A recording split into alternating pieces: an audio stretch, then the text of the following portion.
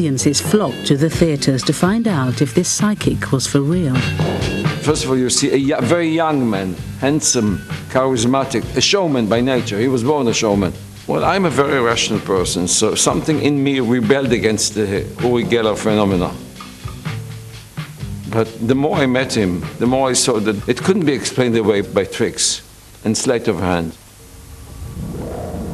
The height of Uri Geller's fame in Israel was when he appeared to know that Nasser, the president of Egypt, Israel's great enemy, had died.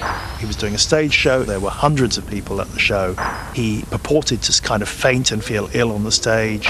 He then announced that something dreadful had happened to President Nasser, and the show effectively ended. A few hours later, the announcement came from Radio Cairo that President Nasser had died, and that was his crowning moment. All hell broke loose. This was, of course, front page news. And Israel divided into pro and anti-Uri Geller. University professors would be brought in, professors of physics would be brought in to investigate him and look at him from every angle. He'd be filmed secretly. There were persistent rumours of collaborators in the audience, although they were never found. Then the rumour got around that, well, it must be Shippy.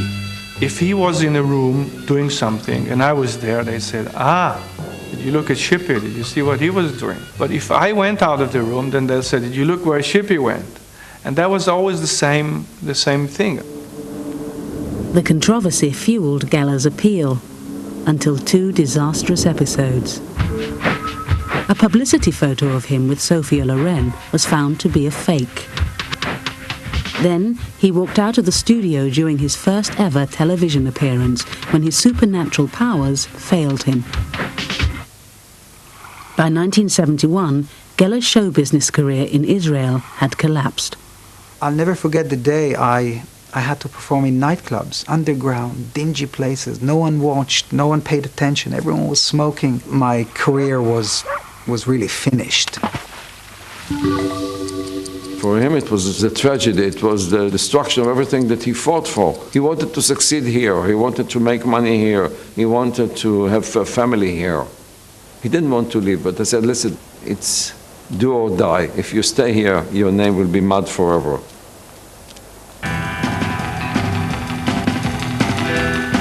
In 1972, Geller went to the United States in search of a whole new audience. He arrived in California.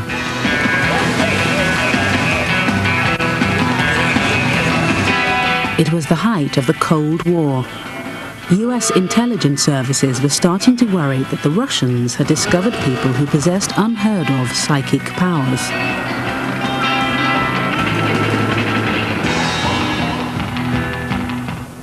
For a number of years, CIA had been tracking Soviet work in the so-called ESP area. And they're really concerned because the Soviets, including the KGB, were spending millions of dollars every year on this kind of phenomena.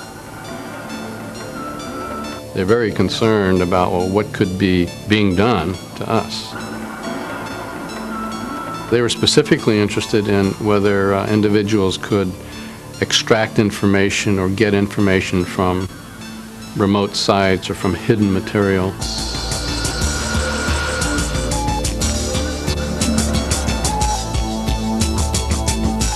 And so it was critical to them to find out, just what abilities do people have. Word had reached the CIA about an Israeli stage performer who had the talents they were looking for. Uri Geller was brought to the prestigious Stanford Research Institute in San Francisco for testing. Two laser physicists subjected Geller to a long series of controlled experiments. In March 1973, they went public with their results. This film describes a 5-week investigation with Uri Geller, a young Israeli.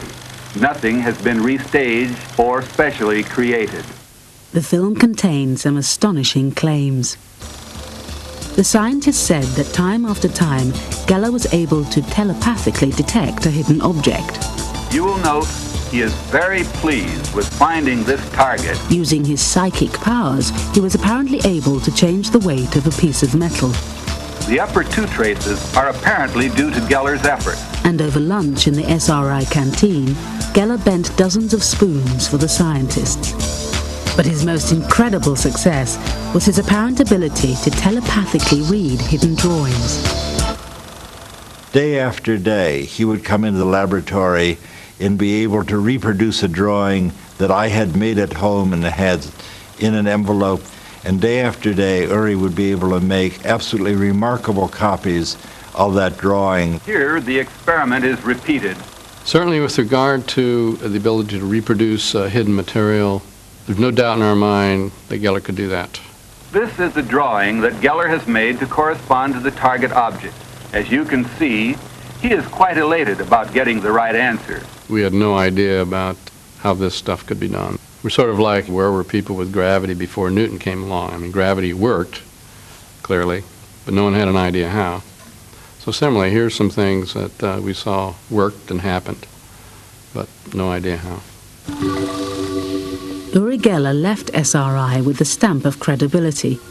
Leading scientists believed he did indeed possess unexplainable powers.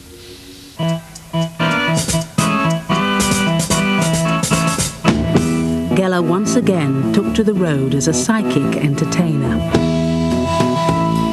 The Stanford Research Institute came up with an almost unanimous opinion that he was legitimate. Uri Geller. I have this power of mind over matter. You're reading my mind, probably. Pick up 2 spikes in your hand. Spikes? Yeah, there are spikes there. Concentrate on this spike.